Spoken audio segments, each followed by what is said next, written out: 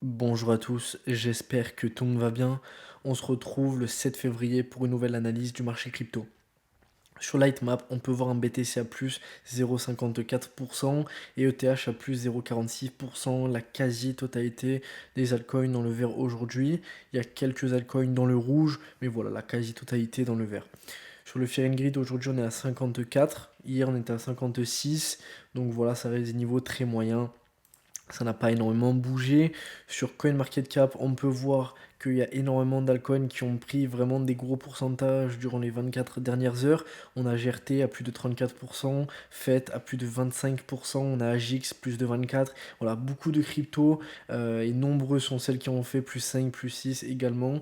Et voilà, sur les cryptos qui ont baissé, il y en a quelques-unes qui ont fait 0, quelque chose à la baisse. Sinon, voilà, on a juste Léo qui a pris une petite correction à moins 6% et Shiba Inu quasiment moins 4%. Mais voilà, donc sur les altcoins, on est clairement aussi aujourd'hui.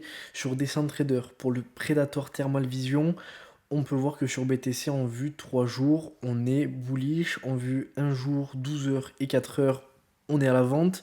En 2 heures, on est bullish. 1 heure, on est à la vente. Et 30 minutes, on est à la vente. On est à l'achat, pardon. Donc, en gros, 3 heures, 3 jours long terme, on est bullish. Si on se rapproche un peu en vue day, 12 heures, 4 heures, on passe bearish. Après 30 minutes, 1 heure et 2 heures, on va pas forcément prendre en compte parce que c'est vraiment des laps de temps très courts. Donc voilà, on va plus privilégier de regarder minimum 12 heures, un jour. Voilà, minimum. Donc là, en fait, marché quand même neutre, on reste quand même haussier sur 3 jours, mais on reste à la vente sur en vue de day. Donc voilà, attention là-dessus. Je dirais qu'on est plutôt neutre. Ici, ça se confirme très bien ce que je suis en train de dire. On peut voir l'open interest neutre, le Fund Crate neutre et le long short ratio neutre aujourd'hui. Après, si on décale en vue 3 jours, c'est quasiment pareil. On a juste l'open interest qui est bearish. Donc voilà, un marché très indécis encore sur Bitcoin. Attention, moi personnellement, je ne prendrai pas d'ordre d'achat, ni j'ouvrirai pas de short en fait, ni rien du tout, ni de long ni de short sur Bitcoin en ce moment, car c'est très indécis comme je viens de l'expliquer. Sur BTC maintenant, sur TradingView, on peut voir donc le Terminator aujourd'hui, donc il est dans le rouge. On peut voir que voilà, on n'a pas une forte impulsion quand même.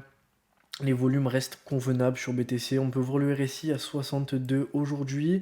Ça n'a pas énormément bougé depuis hier. Sur le Predator Momentum Oscillator, on peut voir que voilà, on est en négatif, donc on est bearish en vue day. Là, on est en vue day, hein, évidemment. Donc on peut voir qu'on est bearish. Malgré tout, vous voyez qu'ici, franchement, le retournement de tendance, en fait, plus les bougies sont grosses et plus le retournement de tendance est violent. Là, on peut voir que les bougies sont vraiment, franchement, elles sont pas vraiment violentes, elles sont assez fines quand même. Donc ça va aller. Possible qu'il y ait un retournement de tendance à la hausse ensuite mais là, il n'y a rien de précis également, hein. Ça reste pour moi des indicateurs plutôt neutres là-dessus. Il n'y a pas vraiment d'indication. On ne sait pas vraiment Bitcoin s'il va monter ou s'il va descendre. Il va falloir attendre un peu qu'il y ait des indicateurs un peu plus clairs qui se dessinent. Euh, en vue 4 heures, on est en train de prendre une petite bougie bleue sur le Predator, donc ça c'est plutôt cool. Donc là où on en est sur Bitcoin, toujours entre le support entre les 22 370 dollars et les 24 460. Et tout simplement, bah, on navigue un peu entre les deux.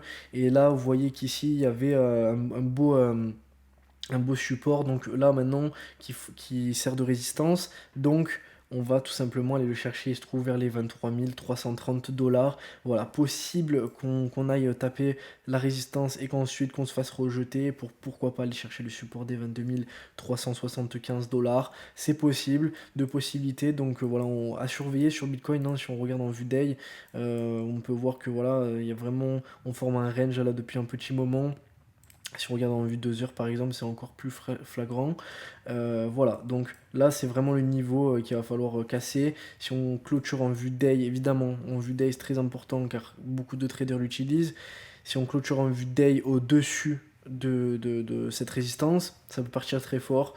Et potentiellement on peut aller chercher, hein, la résistance des 24 460 dollars, voilà, sur Bitcoin. Pour les cryptos intéressantes de la journée, on a Band donc, qui en fait, tout simplement, vous pouvez voir ici la trendline ascendante qui marche très très bien. J'en avais parlé hier et on peut voir que ça a tout simplement super bien fonctionné ici et on est directement allé chercher des nouveaux pourcentages. On peut voir ici qu'on a pris quasiment 7%, 6,3% depuis qu'on a touché la trendline. Voilà, donc avec un effet de levier, c'est pas mal. Voilà, bravo à ceux qui ont suivi le train. Maintenant, prochaine résistance, les 2,264 $ si on clôture dessus, c'est to the moon sur bande. Par contre, au-dessus, on va pouvoir se faire rejeter. Possible qu'on aille chercher encore la traîne une nouvelle fois. Sur DDX, on a un très très beau support qui tient toujours des 2,728 $. Voilà, ça n'a pas trop bougé depuis hier, on attend un peu. Pour l'instant, on est plutôt bullish sur DDX. Sur Unjoin Coin, c'est un peu comme Band, on a une trendline qui marche très très bien, j'en avais parlé plusieurs fois. Ici, pareil, on est en train de revenir. Par contre, là, attention, une résistance qui est vraiment très très proche aux 0,4880 $. Voilà, à voir si on clôture en vue d'œil dessus, c'est vraiment to the moon.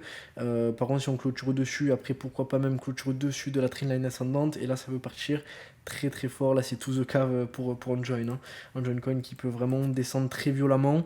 On a fait aujourd'hui donc qui a fait des gros pourcentages, on peut le voir les derniers jours. Donc là, on est maintenant sur une résistance quand même assez clé, on va dire. Voilà, on peut voir qu'ici on est allé la travailler plusieurs fois. Donc là c'est pareil, c'est les 0,5468 $. Voilà, si on clôture assez violemment dessus, ça peut être vraiment un signal d'achat. Et surtout là, moi surtout je privilégie le scénario à la baisse. Si on a clôture en vue day, donc en vue jour 1, en dessous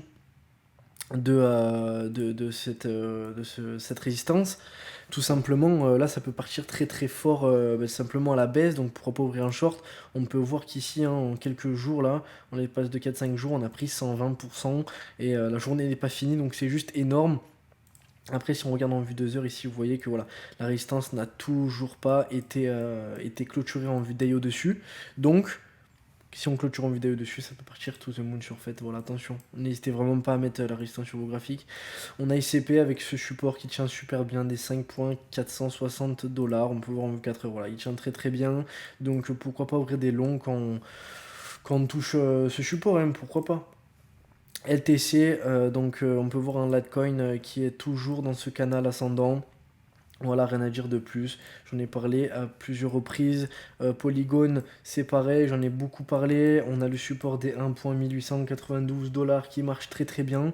Maintenant, prochain objectif, hein, les 1,3072 $ sur Matic, on verra bien demain. Et dans les jours à suivre, évidemment, XTZ.